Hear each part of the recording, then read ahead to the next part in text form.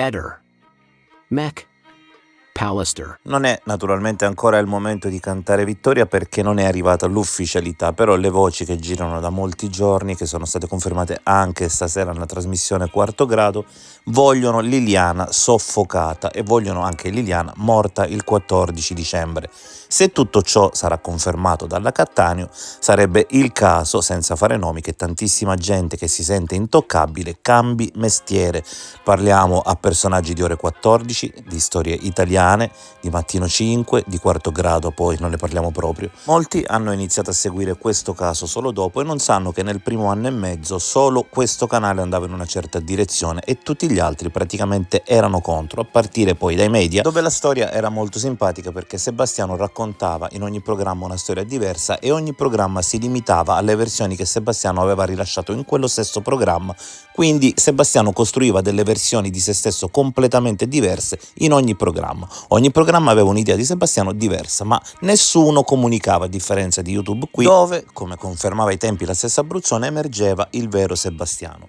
Poi adesso di recente la Abruzzone ha cambiato versione, anche oggi è stata vista in studio davanti alle contraddizioni di Sebastiano non intervenire mai. Questo lascia pensare, anche se lei nega, che abbia un ruolo nella difesa di Sebastiano. Fatto sta che adesso potrebbe essere il momento di cercare il killer che ha ucciso Liliana. Io ho sempre pensato più che a una persona, a due persone. Di certo c'è da dire che abbiamo degli elementi per cercare il killer e questi sono il ritrovamento del corpo. Solo chi aveva interesse a far ritrovare il corpo avrebbe potuto lasciare Liliana nell'ex OPP. Sappiamo da Silvia che Sebastiano aveva questo interesse, ovvero quello che poi l'avrebbe portato a riscattare i soldi, sia la pensione che il conto in banca di Liliana, evitando i 10 anni di morte presunta.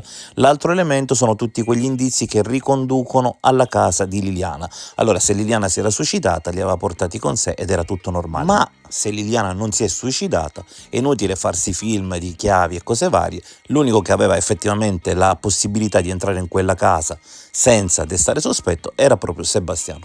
Per cui un'indagine seria non potrà non partire da Sebastiano contro Sterpin e altri. Ci sono solo film che sono assolutamente campati in aria. Si parte nelle indagini alle cose concrete e l'unica pista concreta, fatevene una ragione, al momento è quella del marito, per tantissime ragioni. Tra l'altro Sebastiano di recente ha detto di non credere agli youtuber perché dicono solo fesserie e infatti il problema di Sebastiano è stato che questi canali sono quelli che l'hanno messo in croce. Infatti se Silvia e lo stesso Claudio più volte ci hanno ringraziato per il lavoro fatto, perché soprattutto quando non ci fu l'archiviazione eravamo rimasti solo noi di questo canale a continuare a fare video ogni giorno su Liliana. C'era stato un periodo di 2-3 mesi in cui nessuno a partire dalle TV parlavano più di questo caso. Questo canale ogni giorno riproponeva le fesserie di Sebastiano e Sebastiano, per cercare di screditarlo, alcuni giorni fa ha raccontato a 2 amici di Quarto Grado, così mi viene riferito da lontano, che io sono il nipote di Silvia. Ovviamente l'intenzione nascosta dietro questa affermazione sta nel dire lui fa il ruolo del difensore della banda degli onesti, non perché ci crede ma solo perché è parente.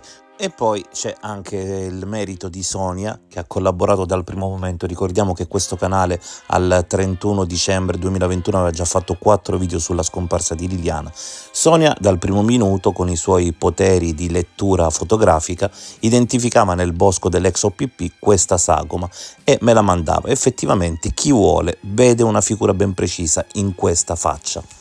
In conclusione, allora, ricordiamo, ci sarà una conferenza stampa tra lunedì e giovedì nella quale verranno finalmente ufficializzate le conclusioni della Cattaneo e da quello che risulta si tratta di omicidio. Liliana è stata strangolata e quindi soffocata meccanicamente e sarebbe stata uccisa il 14 dicembre e conservata in un luogo freddo, questo lo dice l'analisi del microbiota.